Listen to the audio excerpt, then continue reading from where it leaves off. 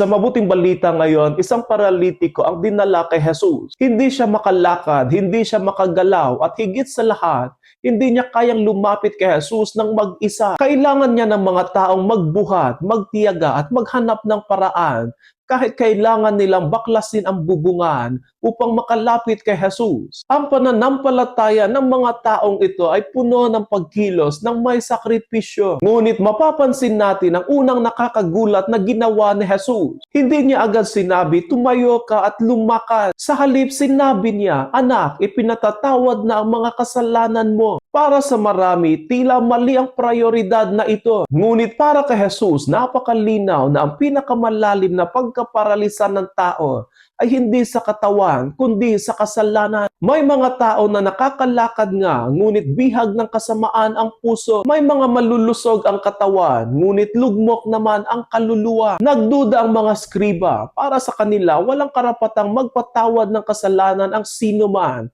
kundi Diyos lamang. At tama sila. Kaya nga sa oras na iyon, ipinahayag ni Jesus kung sino siya. Sa pamamagitan ng himala, pinatunayan niya na ang kanyang kapangyarihang magpatawad ay tunay na nagmumula sa Diyos. Ang kapatawaran na hindi salita lamang, ito ay may kapangyarihang magpabago ng buhay. Nang sinabi ni Jesus sa paralitiko, tumindig ka, dalhin mo ang iyong higaan at umuwi ka.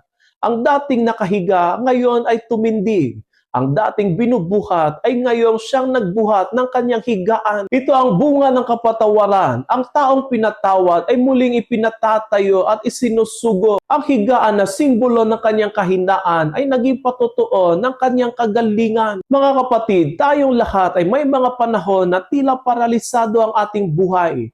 Hindi makausad sa buhay dahil sa galit, konsensya, takot, o dahil tayo ay nasaktan. Minsan, kailangan din natin ng mga taong magdadala sa atin kay Kristo sa pamamagitan ng panalangin, pag-unawa at pagmamahal. At higit sa lahat, kailangan natin ng lakas na loob na pahintulutan sa Jesus na patawarin tayo bago tayo baguhin. Sa huli, nang gilalas ang lahat at nagpuri sa Diyos. Sapagkat kapag ang kapatawaran ay natanggap, ang himala hindi lamang sa katawan, kundi ang ating buong buhay ay nagiging patotoo ng biyayang natanggap.